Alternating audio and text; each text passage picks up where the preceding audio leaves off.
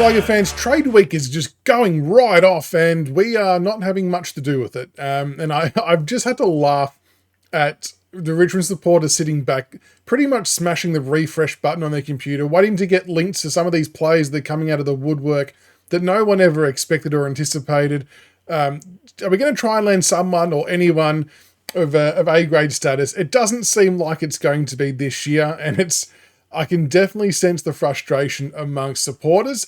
However, we do need to be mindful that we are looking at it from a supporter lens, but we want to see things happen now. We want the A-grade talent now. And it just doesn't quite work that way, unfortunately. But I thought there's a couple of names out there. I mean, I know that a couple of weeks ago, Uze did come out and say that we would take the picks to the draft, and we are led to believe that that would be the case unless something kind of falls in your lap. Obviously, we put a hat in the ring for the Roses Junior, and that fell through. And there's a couple of others that we had some irons in the fire that didn't quite eventuate, and that's okay. That's part of the game. But then it gets to today, and even yesterday as well, and you start to hear names like Bailey Humphrey, and I know Gold Coast is saying that Adam is not going, but the noise still keeps happening that he wants to explore a return home to Victoria, and clubs are now apparently queuing up to have a chat to him. It's like, okay, are we one of those clubs? Are we putting our hand up to say good day to Bailey and see what's happening over his part of the world? You would hope, you would like to think that we are in those conversations, and I know that would mean parting ways with pick 3 or 4, or probably both picks 3 and 4, but it sounds like a lot of people would be okay to do that to get someone of his quality in this year. So that's probably question number one. If a Bailey Humphrey of Gold Coast was available and we put our hand up and he was like, yeah, okay, no worries, would you be comfortable to give up the 2 picks we currently have to get someone like him across? So that's the first one. And the second one that was a little bit interesting was, and I'm going to get shot down for this, Clayton Oliver was the other interesting one. So from what I understand, basically what has happened, Melbourne obviously want him gone. They've made that very clear for whatever the reasons, and they've pretty much put out a blast email to all clubs, like in official trade terms. I'm not sure what they actually do, but this is what it sounds like when it's dumbed down for people like us. A blast email's gone out saying, hey, all clubs, we're wanting to put Clayton Oliver up for grabs. We're willing to pay some of the wage, not asking for much in return. If you're keen, let us know what you're going to offer and we'll work it out. That's basically how it's coming across and how it's happened. And we, from what I've understand, were one of the clubs who received that email. Like I said, I'm pretty sure it went to pretty much all other 17 clubs. And it makes you wonder, is it something we've discussed internally as well? Is there a world in which Clayton Oliver fits in at the Richmond Football Club to get us through an extra couple of years while some of these young kids are developing and growing? He's going to cost bugger all. Dion Prestia might only have a year left, and then Oliver can kind of carry over the reins from there. I know the very first thing I can hear people yelling it already is about his disposal. I can hear you and I understand you. He does have a bit of speed though, so that is a good point of difference. He's got some pace. So we can tick it. We can at least tick or half tick one of the boxes. And I suppose it's a bit more experience and it protects the other younger kids as well. Just a bit of a side thought. Now, I know it seems all but certain he's going to GWS. But it was just fun to think about in the morning. Are we, even though Uze had said that we aren't entertaining anything, have we entertained anything since some of these names come out in the wash that, yeah, do we somehow get back involved? I don't know. But maybe we will, maybe we won't. I just do have to laugh and just get the sense about, I suppose, fans being urgent and impatient and wanting something to happen. But we have to remember as well the beauty, and it's an interesting situation because clubs plan this stuff 2 or 3 years ahead of time, and we've always done that. All the other clubs have done it too. But when we had the change of coach, I think with that, your whole plan sort of resets because what Uze might like and his plan will be different to what Dimmer was after. So the dynamic or the player type they may have been angling for from this era, then have to stop, wipe it clean, start again, maybe have to start the conversations again with external managers and players to work out who might be available and things like that. So there is a chance that our cycle in that sense is still starting from scratch, and that's why we haven't seen much come through this year. because we know we've got the money. And I suppose there's an element of we want to maybe keep stuffing our pockets with draft picks at the moment. But the 2026, it does still feel like that is where it's at, especially in the free agency side of things. It will be interesting to see if we do land an extra first round pick for next year, whether that's used for a kid or whether that's used to bundle up into something else to try and pick up a megastar.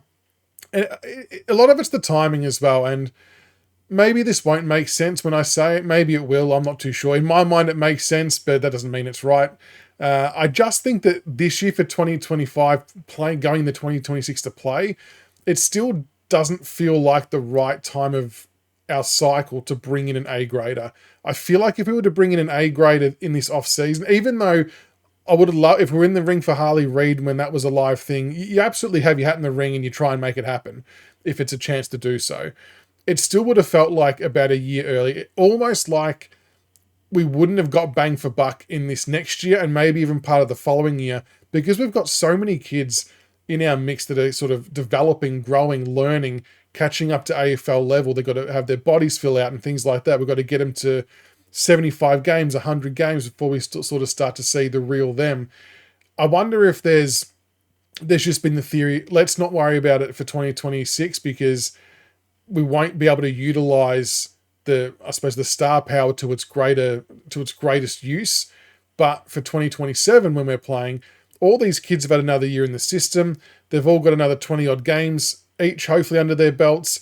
We'll have a few more players trickling over into that 100 game territory. The young kids will be getting closer to 50.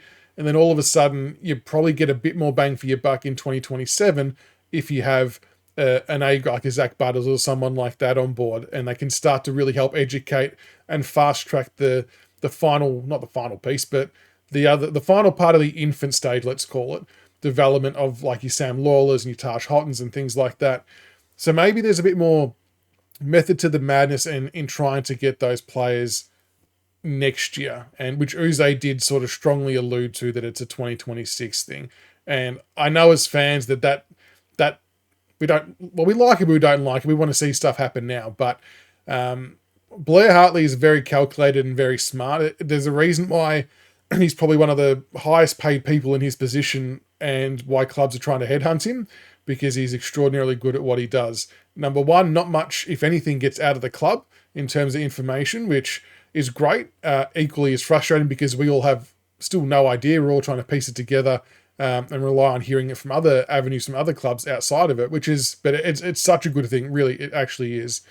But they always have a plan, and Tiggs has even always said that Blair and co have always worked to like a 24-month sort of calendar, and with the changing of the coach, I think 2027, then sort of, the off-season for 2026 is now that sweet spot of when they start to launch their raid, and we know we've got the cash. And it'll be interesting to see what happens. I mean, you'd love to get, a Zach Bailey and a Zach Butters in and see where you go from there, because players like that can help fast track us. But we'll have to see how that unfolds. But yeah, anyway, just thought we'd do a quick update. It's not really an update. It was more of a let's just chat it out. I understand the impatience about us we're seemingly sitting on our hands in trade week. I can assure you we're not. It's just that we haven't got the right players that we want for this year, and instead of just offering something for someone for the sake of doing it, we're obviously going to be a bit more deliberate in our approach. But we can enjoy watching the chaos unfold. Who knows, we may get involved in trying to facilitate some deals and get some pick swaps happening. And the other thing that may happen, depending on what happens with Tyler Sonzi and Thompson Dow, there is still, and this will not be exciting or sexy whatsoever, there is still the possibility we pick up some players as delisted free agents, or we rookie some players from State League to fill different needs after it's all said and done. Maybe there's a backup ruck option waiting to happen. Probably less likely given we just signed Hayes Brown again and we've still got Samson Ryan and whatnot.